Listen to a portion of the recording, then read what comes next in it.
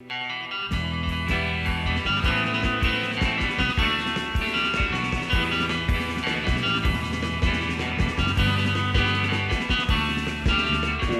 to Embargoed, a podcast featuring intelligent talk about sanctions, export controls, and all things international trade for trade nerds and normal human beings alike.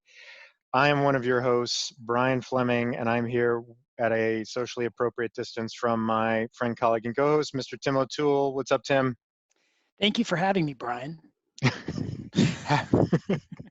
I'm glad you could come visit me in the library during my study break while I record a podcast. So. It's always good to see things outside of my neighborhood. Exactly. So welcome everybody to the latest episode of Embargoed. We are very happy to be with you once again in the midst of, once again, all of the craziness that's going on. Thanks to everyone, especially for all of the good feedback we got on the last episode, which largely concerned the COVID-19 crisis and what that is doing to international trade.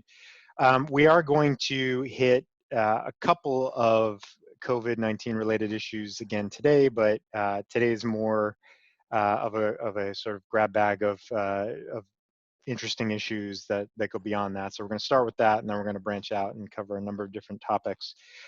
We're also going to today use a slightly different format than we've used to date. We're going to do this. This is our first, and I'm sure not our last, FAQ episode. We are not, I would say that we are going to, our questions have been formulated in at least the style and spirit of those that you find on the OFAC and BIS and other websites that those of us in this world are so familiar with. I confess that we wrote them all ourselves, although they were largely inspired by questions and comments we've gotten in response to prior episodes and other issues that have come up. So that's going to be the format today. We're going to do FAQ style. I don't profess that these are frequently asked questions. We think that they are fantastically astute questions, and we're going to try to give you actual answers to those fantastically astute questions that maybe are going to prove insightful and helpful. And so that's how we're going to proceed today. And the usual disclaimer, we're not here giving legal advice. No confidential information is being shared. And with that, I think, Tim, any thoughts before we jump into our first question? I think it's fair to say that our questions are just as genuine and just as frequently asked as OFAC's questions or BIS questions, and hopefully more astute. But there is no legal advice involved in any of these. Yeah, having Tim and I having tried to submit many such questions for consideration and publication over the years, we know that they sometimes come from the heads of and pens of practitioners, but oftentimes they are and most times written by the folks in the office. So we have sort of adopted that same approach, and we're gonna give this a whirl. So with that, why don't I go to FAQ number 1, which I will pose to Mr. O'Toole. Under FEMA's newly issued temporary rule restricting the export of certain categories of personal protective equipment, PPE, the prospects of ultimately obtaining approval from FEMA to export such items seem dim. What, if anything, should I do before attempting to export such items from the U.S.? Well, I'll start from the end because we just had some late breaking news that late breaking news, not from FEMA, but from CBP. And so the customs folks have actually given us better answers to these questions than we had before we started. But let me go back a little bit. So basically, we've talked in previous podcasts about the protectionist wave that's gone around the world with respect to personal protective equipment, masks, ventilators, that have all arisen out of the COVID crisis. And so a bunch of countries, I think the last time we talked about it, there were over 50, had created export control restrictions on this sort of equipment, mostly to try and make sure that the equipment stayed in country so that it could be used for patients inside the country. Since we last spoke, the United States has kind of joined the bandwagon, and it happened over a series of time. President Trump issued 3 executive orders pursuant to the Defense Production Act, which is a 1950s law during the Korean War that allows the government to essentially direct private companies in the United States to begin producing items that the government wants it to prioritize, and essentially promises that if it produces those items that it will purchase those items, and so those companies then have an incentive to produce them and have been ordered to produce them, so they don't really have any choice. And so over the course of March, President Trump started to focus in on protective equipment and ventilators and masks as something that he wanted to prioritize. And then on April 3rd, so just last Friday, it came out with a memo that reaffirmed, these points. That is that this sort of equipment was going to be prioritized. It shouldn't be hoarded. Gave HHS the authority to control the equipment, but then also restricted the equipment, at least presumptively, to domestic use, and put FEMA in charge of figuring out how to make sure that the items didn't get exported, or at least these sorts of items got exported only with FEMA approval. Now, that memo and then some subsequent guidance from FEMA suggested that there was going to be a really mushy test for determining when items these sorts of items could be exported from the country, and it looked like it was going to be a real mess. But today, as I said, the Customs and Border Protection Agency came out with some guidance that they had the way that they recited in the memo is that FEMA conveyed to them this guidance, and they apparently just wrote it down after taking dictation from FEMA. So FEMA said that they're only going to focus on commercial quantities of these sorts of exports. So if you have personal protective equipment that is either less than $2,500 or fewer than 10,000 units of gloves, masks, or other commodities that are referenced in the order, then you will not be subject to these sorts of export restrictions. It also had a bunch of other exclusions from the export restrictions. Exports to Canada or Mexico aren't included. Exports to U.S. government entities like military bases are not included. U.S. charities not included.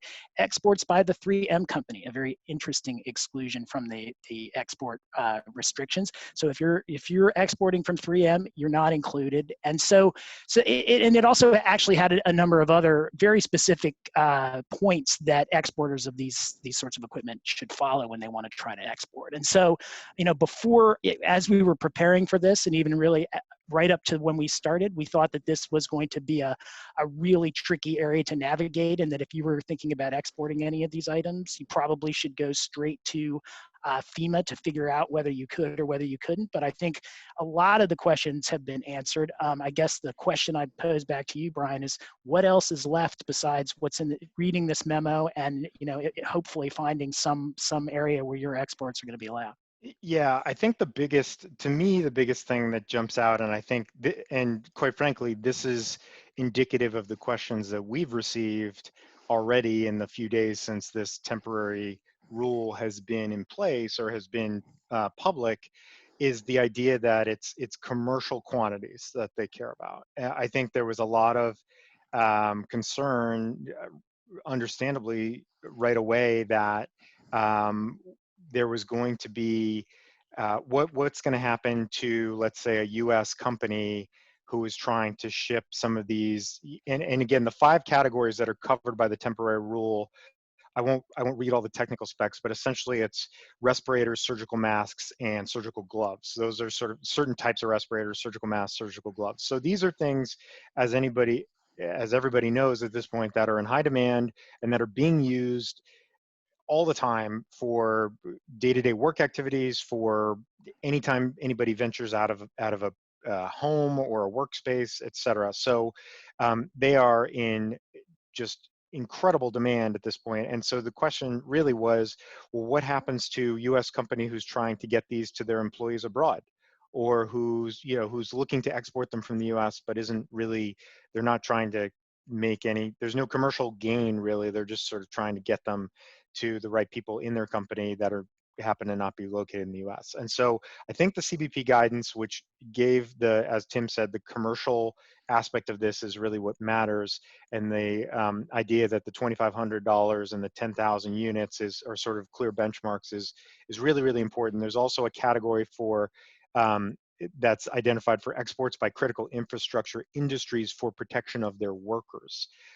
So that's another one. And then beyond that, another interesting wrinkle, which this is maybe not a matter of complete public record at the moment, but we have been made aware that a FEMA official on, I believe, some sort of a industry focused teleconference, maybe late yesterday. So we're recording on April 10, this was, I believe, April 9, made a comment that said, because of the commercial nature of the restrictions, and because it's not meant to catch and deter intra-company transfers, he essentially on this call or made this statement that said, if you are in that position where you're trying to make an intra-company transfer, attach what he referred to as a letter of attestation to your shipping and export documentation that would identify exactly that fact, that this is for intra-company purposes, it's not for commercial purposes. Put it on company letterhead, and if that happens, he said CBP would be under instructions not to detain that shipment. So that's a big deal. I mean, that is an important clarification, obviously. And with those statements, with the CBP guidance today, I think what we were all looking at and thinking, well, this could be quite messy in terms of how it gets administered and what gets hung up and detained by CBP, and how long is FEMA going to take to, sift through all of these various outbound shipments. Now I think is a much lower order, potentially lower order problem. Now, obviously, and I'll throw this back to you, for big commercial exporters of these items, I think there's still big question marks, because as you alluded to, the path to be able to get approval for this was pretty murky. There's a totality of the circumstances test, which, as we well know, in any context where such a test exists, means that the regulator or enforcer can essentially do whatever they want in a given circumstance. And then there's another exemption about a certain 80% of production that is going to be sold domestically in the prior 12 months, and that's also potentially only going to apply, I think, to the biggest producers and providers of these items. But in any event, what do we make of what's kind of left over, and what do we think people need to be kind of on the lookout for going forward? Well, I guess I've got two thoughts on that. I mean, the first one is that although it's come together really at the last minute, fortunately before we started recording rather than after, it does seem like the agencies are really kind of working to try and get some real rules in place to really accomplish what I think that the point of all of these orders and memos are, is to make sure that to the extent that there are shortages in the United States of gloves, respirators, the sort of thing that you would need to treat COVID, that we're not, the companies aren't shipping these items out of the U.S. for profit while there's a shortage here. And so I think that there is kind of, it looks to be a really considered effort, under the exigency and emergency circumstances, to get this right. But what is left over is if you're not in one of the pretty categorical exemptions, what's left over is this test, which is so mushy. I mean, they're going to look at the need for the items, the need to avoid supply chain disruptions, hoarding and gouging concerns, the quantity and the quality of the items, humanitarian concerns, and foreign policy concerns. And how that would come out when you weigh all of those factors in the balance, nobody has any real idea. And the other categorical exemption that was the only one before today, the one that for U.S. manufacturers, they have to have a pre-existing export agreement. So they had to be exporting this stuff before the crisis happened, and they still had to sell 80% of their items within the United States. So they basically had to be a small, a 1/5 exporter before this happened. And that isn't how the free market works. Usually there's supply and demand, and until recently, the demand for these sorts of goods was not overwhelming, and now it is. And so it is kind of a weird situation where you might have companies in the United States that had a foreign market for these goods. And granted, if there's shortages, there are shortages, and I understand why the United States would want to keep the items in. But if there aren't, then it really does seem odd that you would stop these companies from exporting these goods, simply because last year their sales of masks in the U.S. or gloves in the U.S. was 78%, as opposed to 22% exports. They don't qualify for this exception. I have a real hard time figuring out why that exemption even exists and what it's designed to do. Yeah, I think so. So I'll just make two final points, and then we can move on. Yeah, it is fascinating because, you know, on the last episode we did talk about at some length about the restrictions in the EU for essentially the same reasons, which is they decided to kind of close ranks and say that we need to really look after ourselves and member states and make sure that there's not an outflow of these items that are desperately needed at the moment.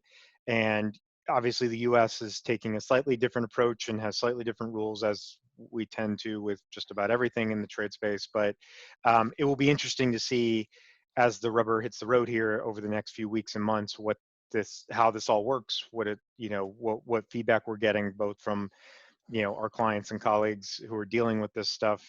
It'll be interesting to see how this plays out, and if it helps. And to your point, kudos to the agencies to actually getting some real guidance out quickly on this, because you know, we never mean to be sort of unduly harsh, but as anybody who deals in this space knows, there is sometimes the maddening situation where you know, the leaving uncertainty in place or the strategic ambiguity of certain regulations is just a fact of life and something we know that is there purposefully.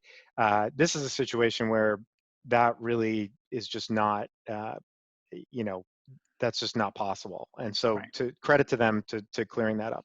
The last thing I'll say is, for those who are not going to remain sort of on the right side of this, you know, they're, in terms of enforcement on these issues, there's injunctive tools to stop folks from violating this. The DPA carries criminal penalties. But one of my favorites from my days as a prosecutor, smuggling. If somebody is trying to, you know, let's say, misidentify certain goods on the way outbound so that they wouldn't get caught by this, and that's picked up, that's potentially a good smuggling charge. That's a 10-year criminal hit, you know, max, and that's something that kind of goes along with a lot of other export violations. But you know, just to the extent that, again, presumably everybody who's listening to this is a good law-abiding exporter and wants to do it the right way, but just, you know, keeping in mind that people who may be inclined to sort of play fast and loose, or to think, or to be aware of people who are doing that, that's a clear downside criminal exposure risk here.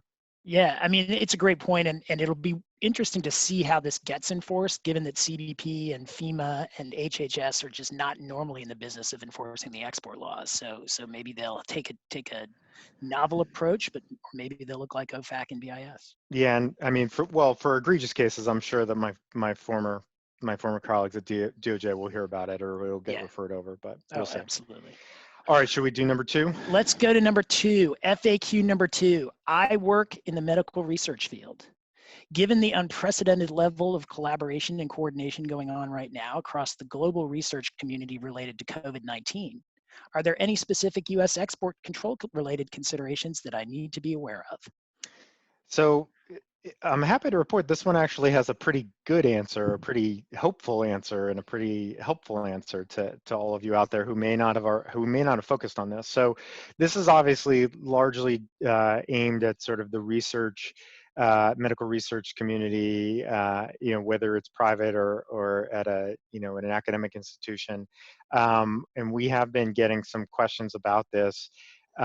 You know, CBP and FEMA have been quick to remind everybody, with even just on the temporary rule, that everybody still needs to be aware that U.S. export control laws still apply. So regardless of whether you're going to be compliant with the temporary rule, or you're going to be able to export your PPE, you know, under the guidelines and that we just talked about, you still need to be worrying about if you have something that's military item, dual-use item, subject to the AR, you still have to worry about complying with U.S. export control rules. So, of course, in the medical sort of research area, there's many items that obviously flow around the world that are US origin or have more than de minimis US content. Many of those, fortunately, are not very heavily controlled, and they're EAR 99. So essentially, no license required really anywhere, just only the sort of specific end users, entity list entities, certain embargo countries, certain end uses that may be off limits, but otherwise, no license required. When it comes to this particular crisis and the sort of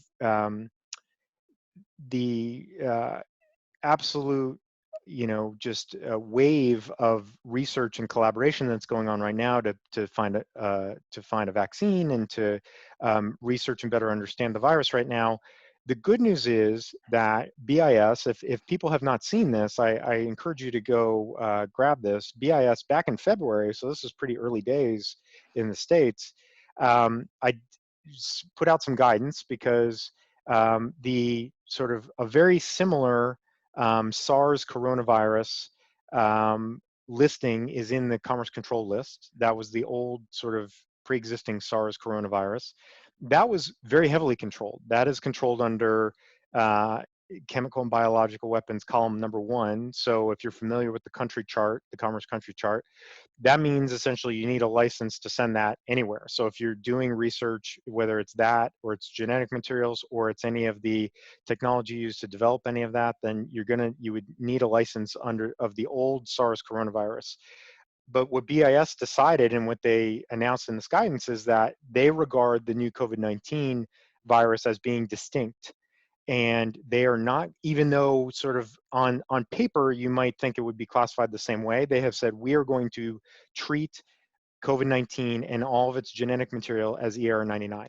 So that is really good news because that means that it can, again, basically be transferred and shared freely without a license with those few exceptions I mentioned. One last point I'll make, and then I'll throw it to Tim for a few quick thoughts, is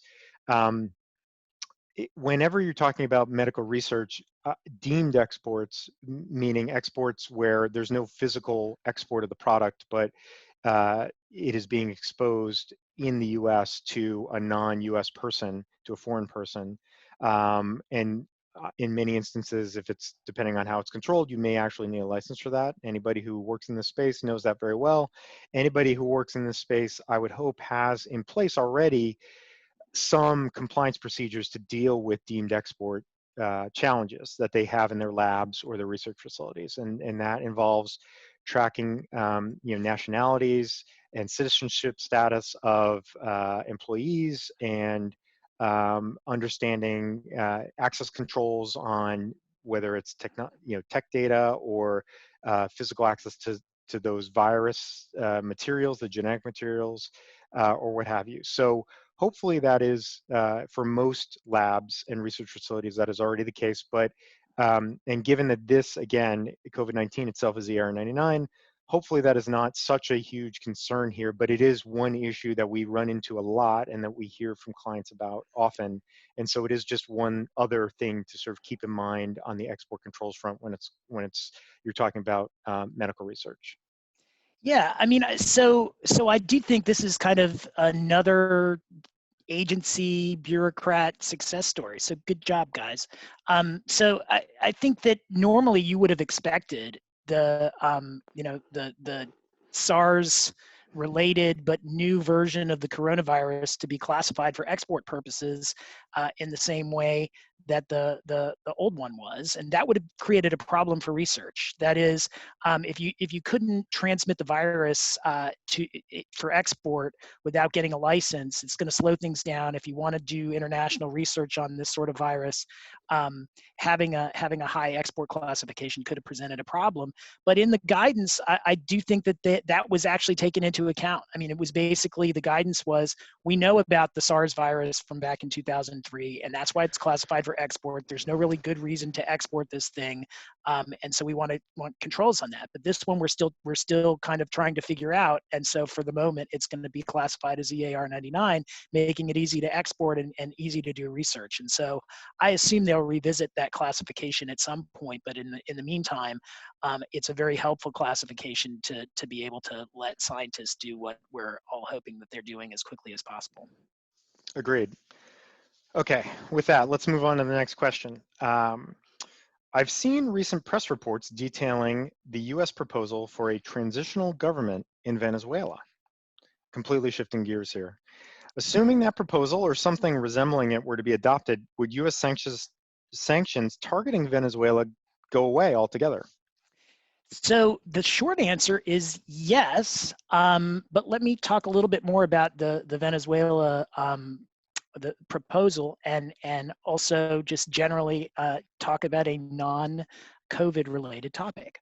So on March 31st, the U.S. State Department made a proposal for a democratic transition framework for Venezuela. That's what the proposal is called, and it's a multi-step proposal that essentially would have the Maduro government share power. And so we'll talk in a second, I guess, about how likely it is that this gets accepted. But the Maduro government would share power. First, they'd have to return the National Assembly to power. The Supreme Court would have to lift an order of contempt against the Venezuela National Assembly. And currently, the members of the National Assembly and the National Constituent Assembly, which is kind of a subset of that has really taken power from the National Assembly, that would need to be dissolved. And at that point, the U.S. would lift the sanctions on the Constituent Assembly members who are currently under U.S. sanctions. If the government then released political prisoners and gave executive power to a new national electoral council, as well as to a council of state. So essentially they'd have a new electoral council that would call for elections, and then it would have a council of state that took over executive branch power.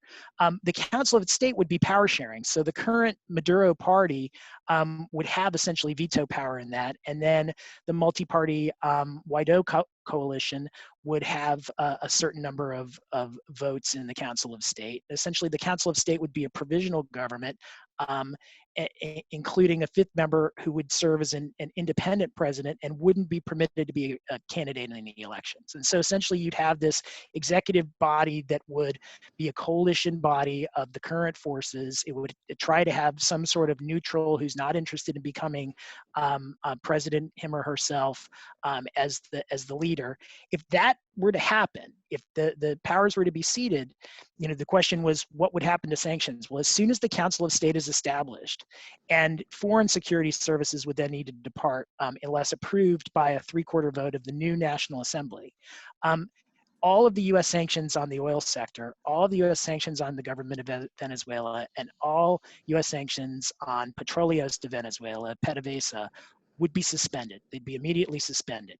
Not lifted. That's important. Just right. Suspended. That's right. That's right. And then after they suspend the sanctions, essentially there would be an international community would provide humanitarian support, electoral support, economic support, medical support. Basically, a huge amount of humanitarian support would come in.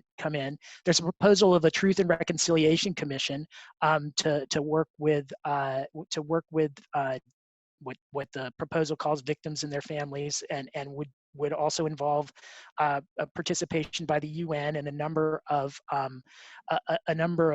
amnesty laws that are similar to ones that took place in other countries where they've had truth and reconciliation provisions.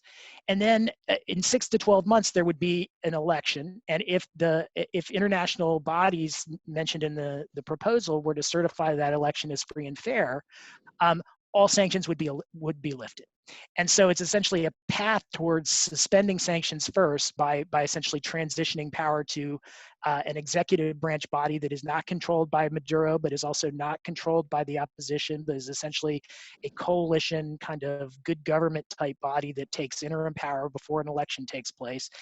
suspended sanctions then and lifted sanctions at the end of free and fair elections. And so it does seem like a pretty sensible proposal. I think the big question, which I'll throw back to you, Brian, is, I mean, what are the chances that Maduro takes this? I know that the State Department has said that they think the chances are good because he's now under indictment and Venezuela is in crisis. But I still don't see really what's in it for Maduro. Yeah, so I think a couple of important points there. That's a good summary of it. And this is, I would encourage anyone who is interested to download the point-by-point plan. It's 13 points, I believe. It's on, you can just grab it from the State Department website. It is pretty complicated. Tim did a good job of summarizing it there. So I think a couple of things. This plan, by all the reports that I've seen, is pretty similar to plans that have been discussed now on and off for a year or two. And the sticking point previously has always been whether Maduro and his people themselves were going to be the ones that get to call the elections. And so obviously this sort of power sharing arrangement that's contemplated, his party would have some role, but he himself would not be the one driving that. So that's an important thing. And of course, I think his foreign minister, pretty much as soon as this was announced, released a statement rejecting this out of hand. So, I mean, that's predictable, but so what the odds are that he and his sort of inner circle would embrace this is hard to know at this point. But I do think couple of key things before we do, I think, pivot to what are the important kind of peripheral, not so peripheral, but the issues that are backgrounding all this, which are the indictment of Maduro and a lot of the top officials that we talked about the last time, and the just the fact that, again, PDVSA and the oil sector generally have been it seems like every dam, every hole in the dam that has allowed a little revenue and a little oil to move and a little money to come into the coffers are slowly being plugged. And I mean, that is, I think, what is potentially going to drive this thing to some movement is the indictments and the state of the economy, and the fact that there's just nowhere to get further money and resources at a certain point. And so, but I would say the two important things to keep an eye on, as Tim said, the formation of this Council of State, which would essentially be the interim executive branch, the removal of the foreign security services, that's largely, I believe, targeted at Cuba. That's a key inflection point. That would be sanctions suspended on the government, PDVSA, and the oil sector. That would be a huge relief if those things were to open back up. And then, of course, free and fair elections to ultimately remove all the sanctions. That would hopefully be where this all ends up if you're getting down that road. But that's a long way off. So to throw it back to you, the idea that Maduro and a lot of the top folks in the government are now under indictment in the U.S. for narco trafficking, money laundering, et cetera, as we detailed last time. I read, actually, and I hadn't realized this at the time, I made reference to the $15 million reward. I think I called it a bounty the last time for the arrest and conviction of Maduro. I saw somewhere that is the third highest reward offered by the U.S. government in the past 20 years, behind only bin Laden and al-Zawahiri. So that is serious. We're in serious terrain if that is the case, right? So Maduro he's gotten pretty notorious. Yeah. So that is to be taken seriously. That is not to be taken lightly. And I think the idea that the indictments come out a couple weeks ago, the plan gets rolled out 2 weeks later. That's obviously in concert and sequenced and purposeful, that this was done in that way to really turn up the heat to the maximum levels, to telegraph also, I think, to the Venezuelan political community and also to the global community, who perhaps might be off limits to remain as part of a transitional or a next level government. Because if any of these folks who are under indictment are deeply involved going forward, then I have a hard time believing that anyone's going to view this as as sort of a good faith effort to move things forward. So anyway, so I'll throw it back to you. So with that, and with, again, what we talked about the last time, the Rosneft subsidiaries that have been sanctioned, and the further, and now the announcement following that they're going to divest, and they've sold all their Venezuelan interests. They're getting out of the game in Venezuela. What do we make of the other kind of maximum pressure elements of this that the U.S. continues to apply, in addition to being the party that's trying to convene this transitional framework?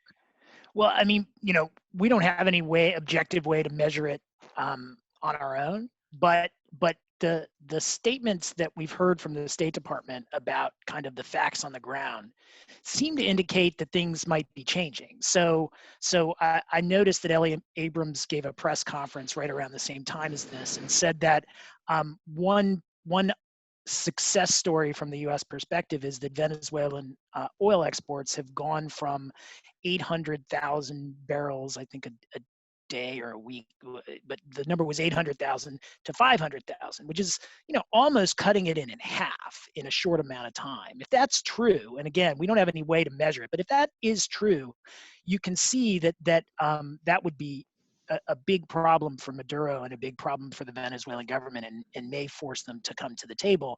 In the same way, if you've got Rosneft really leaving, and TNK, it's kind of the sanctions evasion tool, leaving as well, it may well be that there really isn't any alternative if they want to get oil sales back moving, than to come to the table. And I think that's the plan. And if it's true that they're really successfully cutting down on the oil sales and the oil exports, it might work. It might work. Yeah, no, I agree. So this is going to be, this is, I think every time we talk about Venezuela, we say, keep an eye on this. This one really is a situation that's rapidly evolving, and with some of the zigs and zags and the haymakers that have been thrown here in the past, month or so, it'll be really interesting to see what comes next on Venezuela. I don't think we anticipated when we were getting ready for the last one, we didn't anticipate Maduro was going to be under indictment when we recorded, right. And we weren't necessarily anticipating the U.S. to come out with this plan. So, so full sanctions relief for Venezuela is certainly on the table. It's not going to be 6 months from now, but in the next few years, certainly it's on the table. So something to certainly keep an eye on. Yeah, definitely. I think we'll be talking about Venezuela quite a bit for a while, but it does seem like a situation where there is some chance that this could change things. But you just never know, because again, Maduro seems pretty entrenched, and every time you think that he's on his way down, that he does seem to stick around, and nothing seems to change. So we'll be watching this. Yeah. But let's turn to the UK, since we can't actually go anywhere. But virtually we can go to the UK. For years, sanctions watchers have been speculating about whether a non-U.S. enforcer, potentially one in the UK, would step up and take aggressive action in a manner that would demand attention, or at or near that given to OFAC. With the big penalty leveled against Standard Charter by OFSI, the Office of Foreign Sanctions Implementation in the UK, has that day finally come? This one's really interesting, because I think we know from all of we spend a lot of time in Europe. We have a lot of, and in the UK in particular, we have a lot of clients in Europe and the UK. To a person, over the years, when you discuss enforcement risk and you discuss with compliance professionals what are they really worried about, it's always OFAC, and you hardly ever hear even a whisper of a domestic enforcement agency when it comes to sanctions. But I will say, my hat is off to Her Majesty's Treasury's Office of Financial Sanctions Implementation, OFSI, because this is a significant penalty. Not only a significant penalty, but again, I would encourage people, especially our friends in the UK, or really throughout the EU, but anybody who does business in any of those places, to read this one. It's a short announcement of the ultimate penalty. It's about 5 pages. It is a very sophisticated treatment of the infraction that happened here, and to sort of summarize briefly, back in 2014, when the Crimea crisis was going on, the EU followed put in place some sanctions fairly similar to what the U.S. has in place and put in place at the time. And their sanctions do differ. The EU sanctions do differ from the US's. There are some restrictions, not unlike the Directive 1, that deal with sort of restrictions on loans and debt and equity. And this particular series of loans that was the subject of this penalty, this enforcement action, were with a they were with a subsidiary of Sberbank. Sberbank, which is a Directive 1 entity under the OFAC Russia-Ukraine sanctions, is on the EU list, and DenizBank, which is the sub of Sberbank, was the counterparty here for these loans. And so the interesting thing is, as recited in the penalty notice, Standard Chartered, when they were added to the list, they sort of ceased business. They understood that they had some obligations. There were some exemptions that were available to allow loans to continue to be made, that had to do, and I won't get into the sort of the technical aspects of this, but had to do with sort of for EU goods and EU trade, essentially, was kind of the hook for those loans. I do want to stop you there. I mean, that is so different from the U.S. sanctions. Yes. I mean, basically, U.S. says no loans to Sberbank, and the EU sanctions are no loans to Sberbank unless the loans help the EU. Because they don't want to hurt EU trade, legitimate EU trade, exactly. And so so in the penalty notice, they identify, the approaches are different, and as I'm getting to, the ultimate penalty here is quite a marked difference from the way that the U.S. has enforced the Russia sanctions. And so there were 100 or so loans that were made to DenizBank. OFSI decided that about 70 or so were outside of this exemption, so were not permitted. They further, though, what they did was they ended up narrowing it to, at the end of this, about 21 loans, because the enforcement authority that they acted under was not actually in place until April of 2017. So basically, from April 2017 till the conduct was ceased in 2018, and it was self-reported. There was a VSD here. There was a self-reporting by Standard Chartered. There were about 21 loans. Those 21 loans were about roughly $100 million US. It was a little under, it was 95 or 96,000 pounds, I believe.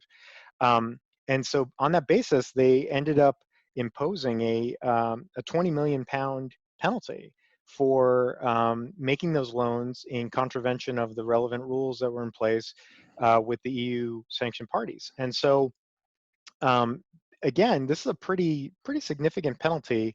And one thing, so two things I'll say before I throw it to you. It struck me that the way that the penalty notice was structured is even sort of similar to the way OFAC structures theirs, because at the very end, there are sort of like, here's some compliance notes that everybody should be aware of and some things to be thinking about in terms of dealing with sanctioned parties.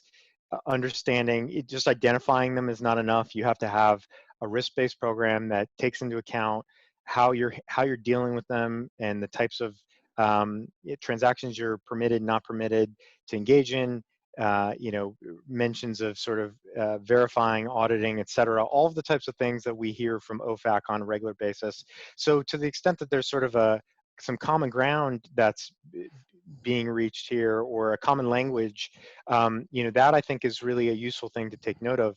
But the other thing is, OFAC has never leveled a financial penalty against anybody under the Russia-Ukraine program that's anything approaching this. Right. They've put a lot of people on the list. They have put a lot of people on the SSI list. They put a lot of people on the SDN list really under those authorities, but largely that seeks to deter folks in Europe and Asia and the UK from dealing with those people because they're worried about secondary sanctions and other things like that. And they know that banks will stay away largely if they are on these lists. But again, so a tip of the cap to OFSI for taking some pretty aggressive action. And I've already seen a number of articles like, is this a new day for UK sanctions enforcement? Look, I think the jury's out on that. We'll have to see. But I think given the way this was done and structured and the thoughtful way it was all put together, and the thoughtful way that it's being presented as a teaching point and a kind of cautionary tale for others in the financial and other sectors to look at in the UK and the EU, certainly, if not here in the US as well, for anybody who does business there. I think this is something that's people need to be mindful of and need to be thinking about, not just OFAC. Yeah, I mean, I noticed the same thing, is that the OFSI description, what OFAC would call the web notice, looked pretty similar to an OFAC web notice, complete with the little, in the UK, they have a very British way of describing it as compliance notes, and OFAC basically just tax it on as kind of the message here is.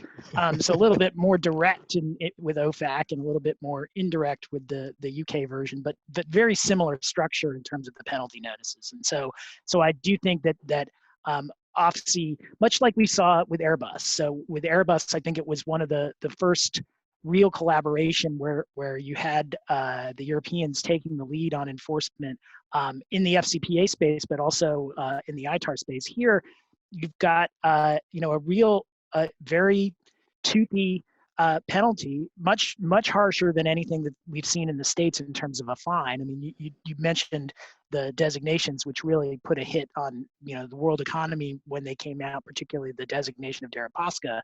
But in terms of a fine, we've only really seen two in the Russia space. We saw the one against Exxon, which has been overturned, and it was $2 million for signing a deal with an SDN. And then we had this Haverly Systems that came out a couple of years ago, maybe a year and a half ago, that dealt with, it was the same sort of Russian loan provision, but there it was in this really ticky-tack context where the OFAC treats late payment of a bill. So you provide somebody with services that is on the list, and you're not allowed to loan them anything, and they pay you later than 14 days or 60 days or whatever the time tenor, limit the is, tenor of debt, the tenor of debt yeah. that's allowed in OFAC speak.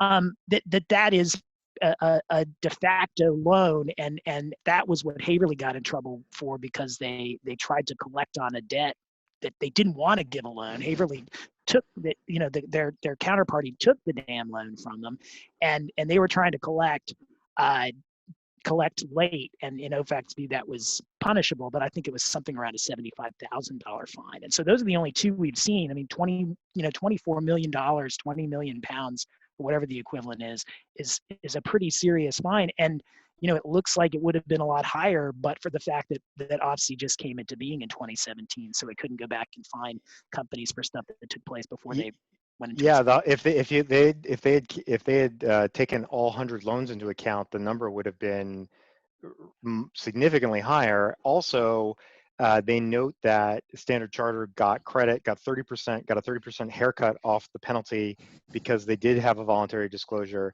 They did conduct a thorough internal investigation. They did cooperate. So again, in terms of similar aligning incentives, and I think, look, maybe it's only a matter of time before we see one of these cases where it's a joint OFSI OFAC enforcement action, just like Absolutely. we saw with SFO, DOJ, and the French authorities, right, on Airbus.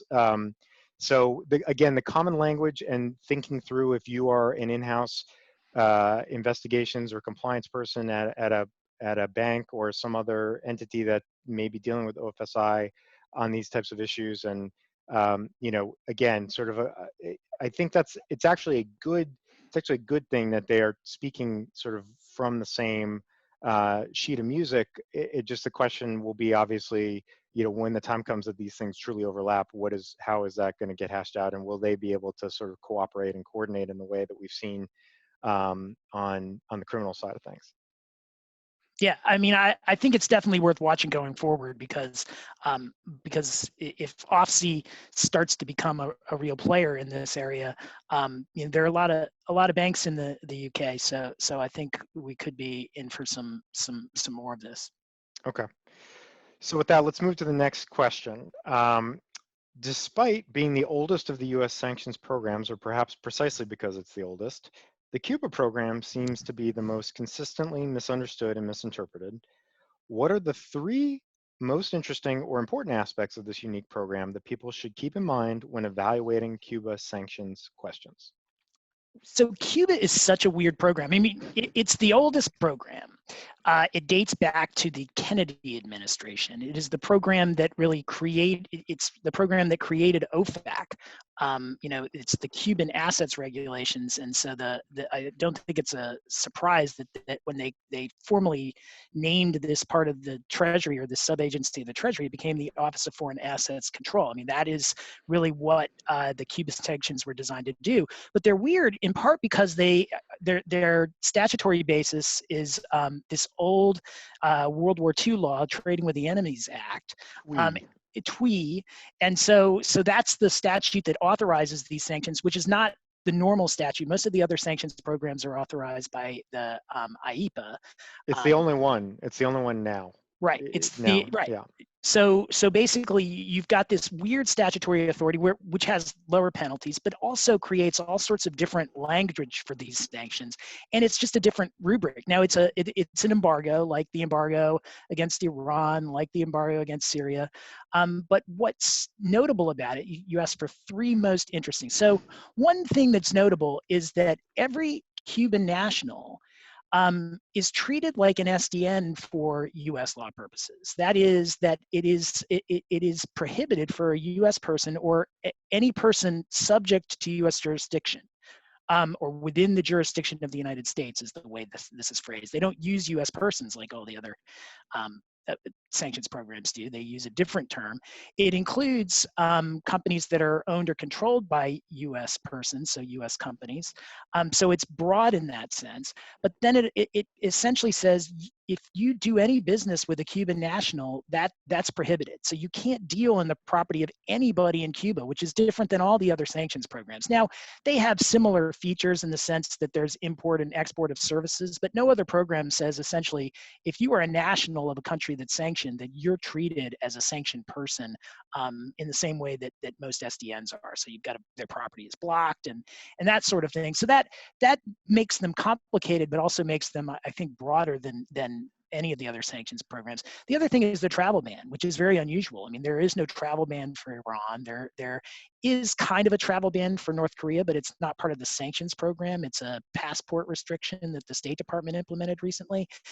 There's a general travel ban and it's congressional, and that is weird too. I mean, that is, and you saw this back in the Obama administration when President Obama decided as a matter of foreign policy that he wanted to relax the sanctions against Cuba, and particularly the travel restrictions. He could only do so much because Congress passed a law back in the mid-90s, the Helms-Burton Act, that really tied the president's hands on what they could and couldn't do with respect to Cuba. And one thing that is clear is that the president is not allowed to allow U.S. persons, U.S. citizens, U.S. residents to go to Cuba for tourism purposes. That is illegal. Congress has made it illegal. The president can't change that. Only Congress can change that, by passing a law.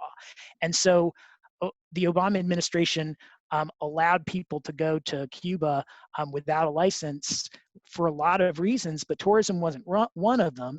And I think there was some concern when President Trump came in that some of the exceptions were so broad that people really were going to Cuba for tourism purposes. And I think the people-to-people exception that allowed travel to Cuba, as long as you're essentially going to see the Cuban people as part of your trip, was seen as so broad that it essentially undermined the congressional law. And the Trump administration has now pulled back on that. But I think that the travel ban on Cuba is kind of, apart from the Cuban nationals being SDNs, is kind of another interesting part of that. And then this Helms-Burton law, to me, is kind of the third the third pillar of weirdness that is Cuba, because we have this law that was passed in the mid-90s that allows lawsuits in the United States against foreign companies, U.S. companies that do business in Cuba. I mean, the premise for the lawsuit is that you essentially have to be,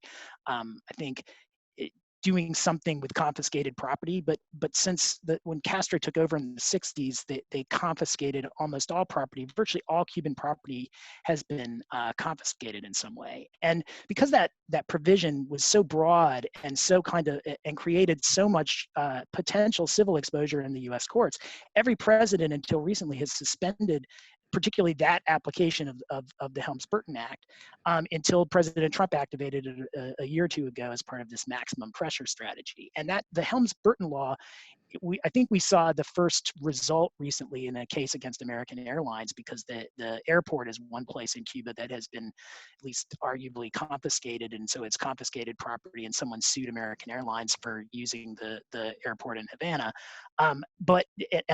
My recollection is that American at least won at the motion to dismiss stage in the district court. So I think that's where that case stands. But that law is only recently activated, even though it's been on the books for 20 some years. Yeah, it's only a year ago. Weird law. Yeah. It's just a weird law. It's essentially a law that allows, as part of the sanctions against a foreign government, just anybody to bring suit in the United States against the government for confiscating property of the prior government back in the 1960s. I mean, it's just, it really is a weird exercise of U.S. jurisdiction. Yeah. So kudos to you, by the way, for giving three reasons. You answered the question. That's all right. That's very congratulations. The only thing the last thing and the only thing I'll say on this is another important, so I think for all the reasons you said and a few others as well, one thing we see consistently, and this is from the questions we get from clients, and it's also just if you watch the enforcement actions that come out, certainly from OFAC on these issues, is that these truly are some of the most misunderstood and misapplied sanctions around the world. And I think part of it is this sort of U.S. owned and controlled. And so there's so many companies and individuals that are out in Europe and other parts in Latin America wherever they sit, that country, they have no restrictions on doing business with Cuba. And so it's hard to kind of keep straight I am working for a company that's under controlled by a U.S. company or U.S. person, therefore I am subject to those same rules. It's not because if I'm sitting in Spain or sitting in Switzerland or Brazil or someplace else that I can just have free reign to deal with Cuba in the same way that I might if I was not it didn't have that U.S. tie. So that's one thing.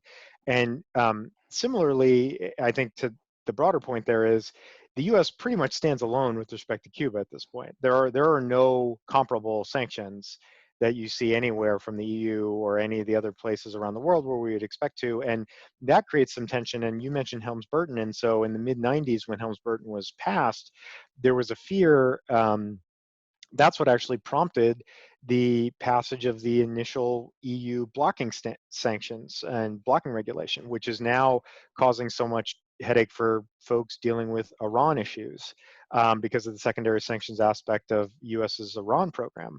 Back in the 90s, when Cuba was was at the fore of those concerns, and essentially there was what ended up happening at the time is that there was just sort of everybody kind of backed away after kind of getting their backs up there, and the secondary sanctions aspect was just never pushed, never enforced, and it's only been recently that it's become more of an issue, but it creates a lot of tension and a lot of confusion when you're dealing with again, connections in the EU, connections in Canada. This is an issue in Canada, sort of counter sanctions, and sort of their domestic anti-boycott laws don't permit recognition of the U.S.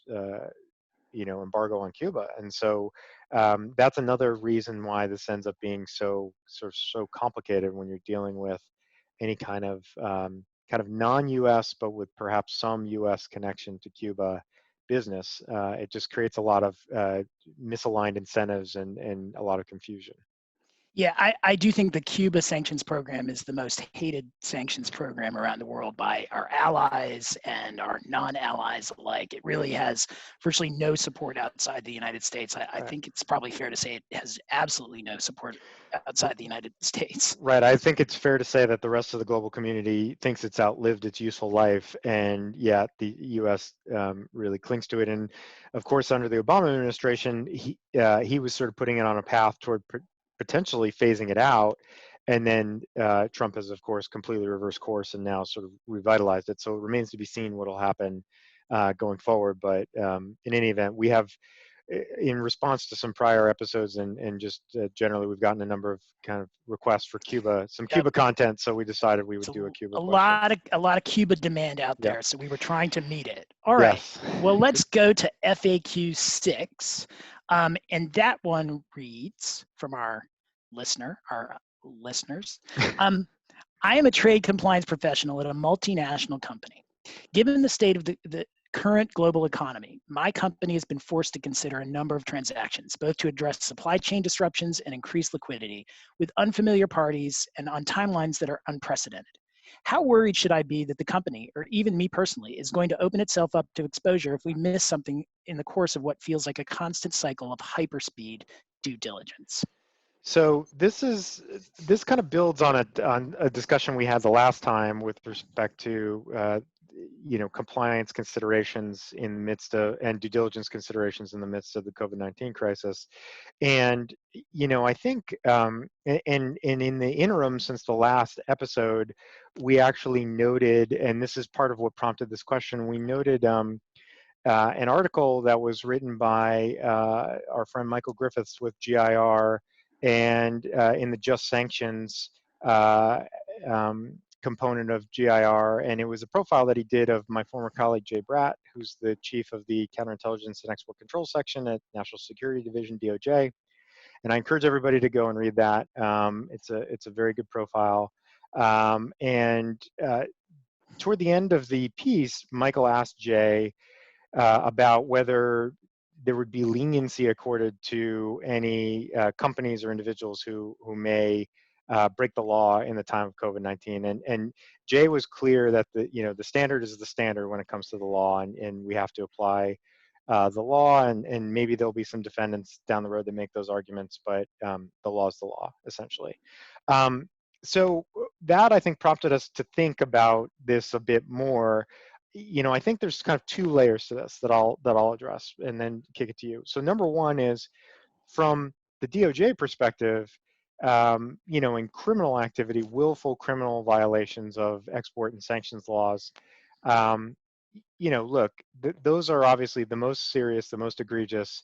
Those require, a knowing, willful, purposeful violation of the law, especially now if folks are going to be perhaps exploiting the current chaos, for some kind of commercial benefit in the midst of that, and breaking the law in the process, evading sanctions, disregarding export control laws that they know to apply, et cetera, et cetera. No surprise to anybody whatsoever that the authorities and the enforcers, when the time comes, if they are aware of that, will come down hard on people like that. No doubt. And I think that's the situation that Jay was really referring to. Right. Now, I think the more interesting question is on the civil administrative side of things, when the OFAC and the BIS side of things, is if I'm an in-house compliance person and we're trying to sell some assets because we desperately need liquidity to keep the lights on, and again, we talked about this a bit last time, we're deviating from our normal procedures, we're dealing with somebody that maybe we haven't dealt with before, that was just recently introduced or made known to us, how do we feel good about the process that we're applying and the compliance we are doing when, again, the house is on fire and we're just trying to keep things moving forward? I think the thing that I would say, and Tim and I have talked about this extensively, both on and off mic, is the idea that companies, just by nature of the current situation, may be willing to take on more risk right now. It's just that they're, would not, many of our clients and many other companies that we're aware of, they're just willing to take on more risk right now because they have to survive, or they have to hopefully not dig themselves too much of a hole for whenever this crisis calms down. And as a result of that, they may be willing to modify what they would normally be doing in the midst of compliance on sanctions, export controls, anti-corruption, or what have you. And that's not wrong. Like, to be clear, that is not wrong. That is a reasoned business decision that people can be making and weighing the costs and benefits and the risks of doing that. What we would encourage people to do, and what we have been encouraging people to do, is to make a clear record of what you are doing, yep, and where you are deviating perhaps from what you've done previously, and do it in a thoughtful way. Don't hopefully be doing it with a metaphorical gun to your head, where a business person says, I have to say yes, we have to say yes to this. So just justify it, just rubber stamp it, just paper it in some way that'll do that, right? That's how people can get into trouble, and how we could see enforcement actions coming down the road, even on the administrative and civil side of things. So that, I think, is the big takeaway from all this. And so I'll throw it to Tim to add to that. Yeah, I mean, they say it so much, I think we get lost in the boilerplate, but OFAC and the other agencies do encourage a risk-based analysis to compliance. And in a normal time, the risks of not going forward with a transaction are usually pretty small. I mean, you might lose some money, but certainly slowing down a transaction is not even usually going to cost you any money. It might cost you a little bit of time. It's not going to cost you very many deals.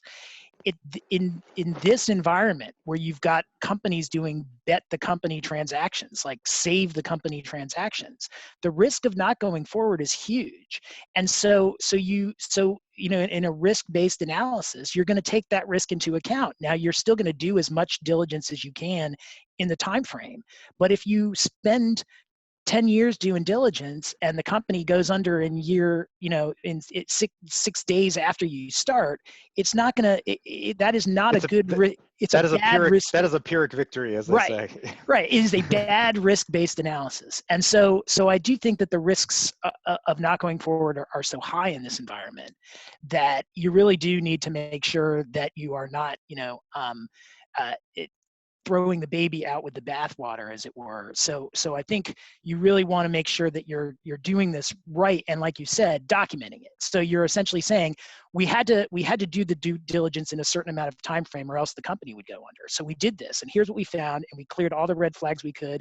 Ultimately, you can never clear all red flags. We did our best, and we think that this transaction has sufficiently low risk that we can move forward with it as a good business. It's sound, given what we know. Yeah. Right.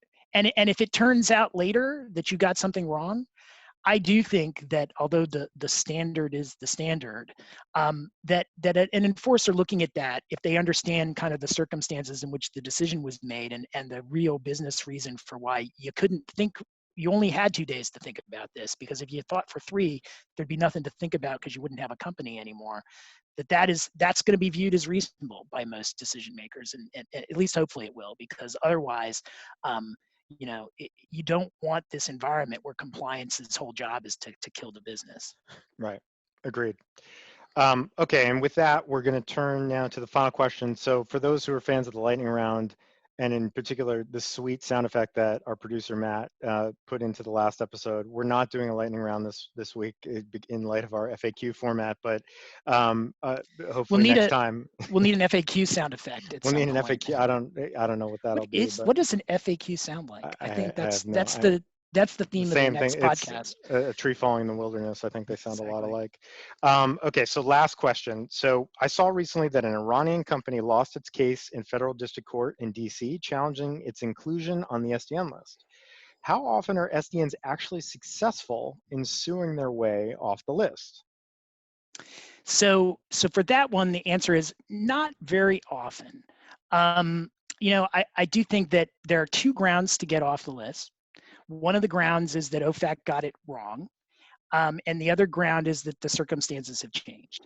And I do think that there is a decent amount of success in terms of convincing OFAC to take companies and people off the list. It's not as a proportion. Not impossible. It's not impossible, and people win that. It's hard, but if you put together the right showing, you can win that.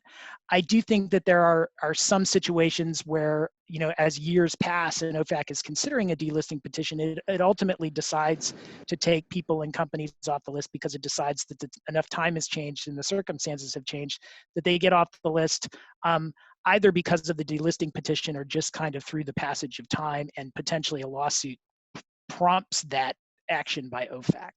But when you sue OFAC, the number of cases where you beat OFAC is very small. I mean, we talked about Exxon a couple of months ago as an example of one case where someone sued sued OFAC and beat OFAC in a slightly different context, but it wasn't delisting of an SDN, but it was a similar context in the sense that the reason that it's very hard to beat OFAC if you sue OFAC is they get deference, and they get a lot of deference because all agencies get some deference, at least at this point. The Supreme Court is rethinking the deference doctrines, but all agencies get a certain amount of deference for their decisions when you challenge them. And OFAC, as the national security agency, whose designations are often based on classified information, gets a whole lot of deference. And so essentially if they decide after a challenge that they had sufficient evidence to designate you, that they think they got the decision right and that no circumstances have changed, courts are almost always going to go along with that. And so, we saw that again recently in a decision from the district court in DC. Judge Leon, who is a longtime member of the DC bench and actually has said made a lot of decisions in the Iran context. In fact, he was the judge who disapproved the deferred prosecution agreement in the Fokker matter. Ultimately got reversed, but is certainly a strong advocate for strong enforcement actions against violators or potential violators of the Iran sanctions. And the Fulman company that was the designee that was challenging the OFAC designation and had filed a delisting petition in front of OFAC first, and then when it lost in front of Judge Leon, I think found that out as well. I mean, certainly the opinion is written in a way that certainly defers to OFAC and seems to emphasize the importance to Judge Leon of the enforcement of the Iran sanctions. And Fulman had been designated for allegedly working with the Iranian nuclear program actually quite a while back. And the hook that Fulman had for trying to bring a lawsuit and for trying to get off the list is that it had also challenged a designation in the EU for the same conduct, and had won the challenge in the EU and been removed from the EU sanctions list, I think back in 2013, but it had been quite a while ago. And so it won that challenge based on the removal from the list, brought a challenge first in front of OFAC in 2014, and when it lost in front of OFAC, it brought a lawsuit both under the federal constitution, the Fifth Amendment, but also under the Administrative Procedures Act. And Judge Leon held that they had no standing to bring a suit under the due process clause because foreign nationals, there's at least some law out there that suggests foreign nationals have no ability to sue for violations of the Fifth Amendment. That law is murky at this point. There's certainly some old cases that say that, but they have been challenged in the circuit. And Judge Leon even recognized that, pointing out that the DC Circuit has suggested in most instances you don't rely on that you move on to also determine whether there was a due process violation, because you can easily resolve the case if you decide whether you have a due process right or not. Your due process rights weren't violated. He found that as well, but that analysis was very quick. So he did find that if they had a due process right, it was not violated, but his main pillar of his decision was that there was no standing to bring a due process claim. On the APA claim, it was deference. Essentially, the OFAC had found that Fulman was involved in some nuclear proliferation activities in Iran based on Fulman's admissions during the administrative proceedings. And so Judge Leon relied on that as a reasonable basis for OFAC to determine that Fulman had actually done what they were accused of doing. And he distinguished away the EU proceedings, essentially saying they were procedural, that Fulman had gotten delisted in the EU because the EU listing bodies had not followed the right procedures, but not because it wasn't involved in nuclear proliferation activity. So it's just another good example of, it's very hard to sue OFAC and win if OFAC fights back. Yeah, I'll just make two quick observations and then we can wrap up. But it struck me that and not to Monday morning quarterback this too much, but there was obviously a lot of eggs put in the basket of, well, the EU delisted me or delisted our company, and that was the basis, or that it was claimed that was the basis that OFAC had listed the company in the first place, that it was just a reciprocity matter.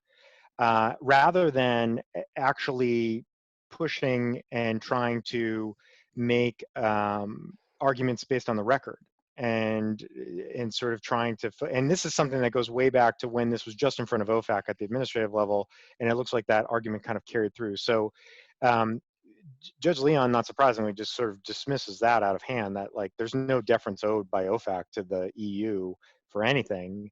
And to the extent that you think that that's what this was all about, you're mistaken. That was essentially what the takeaway from that was. And I think the thought there is that, you know, the conduct that this company was accused of engaging in is so old at this point. I mean, it's, you know, 12, 13 years ago, that you know, we've seen success in cases where listed parties come forward and they say, look, we you know, yes, we agree, back in the day we had some connections, we did some things with those people. That is now old, stale conduct. The people involved are gone. We've remediated. We have a sanctions compliance program in place now. We haven't had anything to do with them in years, et cetera. You try to do we've turned over a new leaf and we've moved on from that bad conduct in the past, and that could potentially be, and in OFAC's regs, it even sort of suggests that that's a path to delisting. So that's one thing that was apparently not argued here. The last thing I'll say is, this was the posture here in the district court was, it was a motion to dismiss by the government, and it was a cross motion for summary judgment by the plaintiff. It strikes me that where we've seen success in some of these cases is a plaintiff survives a motion to dismiss and gets into discovery and finds a way to sort of put some pain on the government in terms of discovery, because as we know, with a classified portion of the record, with other aspects of discovery that the government may not want to share, we have seen some instances where they will essentially just wave the white flag and delist. And so it strikes me that that was not the strategy that was chosen here. And in fact, there's a note somewhere in the opinion that sort of observes that you chose not to obtain discovery and you went straight to summary judgment. Yep. It may not have made a difference here, because if Judge Leon was ready to rule for the government on motion to dismiss, it may not have made, you know, again, outcome may not have been any different, but it strikes me that we have seen some success in the past where parties have pushed hard to survive that initial motion to dismiss and have pushed into discovery and then actually had some good outcomes. So just a couple of thoughts and observations on my end. Yeah, I mean, I think, you know, as you pointed out, Brian, it is easy to Monday morning quarterback. But that said, there was a lot in that opinion to suggest that at least Judge Leon was critical of the way the case had been presented, both at the OFAC stage and at the district court stage. So at the OFAC stage, you know, you had this situation where it is possible. I mean, I actually think it might be true that OFAC actually did designate them solely on the basis of the EU designation.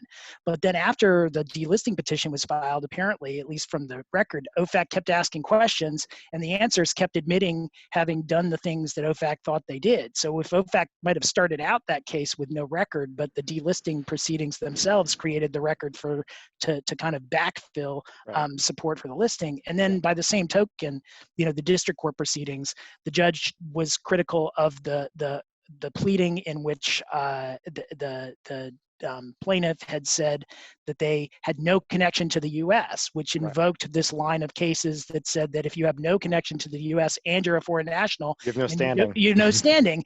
And then so they came back and said, well, let's take that back. And Judge Leon wasn't having any of that. And in the same way, this discovery stuff where essentially they waived discovery and then came back afterwards when it looked like discovery might have been helpful and said, hey, wait a minute, can we do some discovery?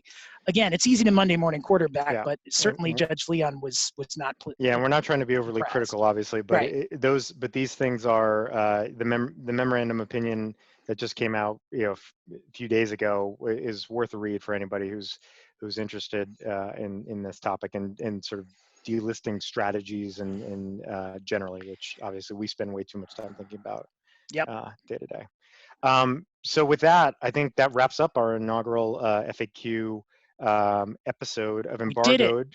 We did it. We gave some actual answers. Hopefully people will think they're actually insightful rather than just a bunch of gobbledygook that we've thrown at the wall. And with that, before we part and go our separate ways to our separate Zoom happy hours here on a Friday afternoon. What, any final thoughts from you, Tim? I hope that we can continue to do this and at some point pass OFAC in the number of FAQs that we've answered. We did 7 in close to an hour, or maybe a little more than an hour. Yeah, just over an hour. So 7 an hour. I mean, if OFAC goes at that rate, we're gonna have to start recording more often if we're gonna catch up to OFAC, because they have several hundred. But that's those hashtag goals. And if we've got goals, and if we're gonna be at home for the rest of our natural lives, then exactly. maybe we'll have time. So exactly. So with that, until next time, thank you again for listening to Embargoed. We encourage everybody, of course, to subscribe wherever you get your podcasts: Apple Podcasts, Spotify, Stitcher, Google Play. And give us a rating, hopefully 5 stars. And until next time, everyone, please stay safe, stay at home, stay healthy, and of course, stay sanctions free, my friends. Until next time, thanks.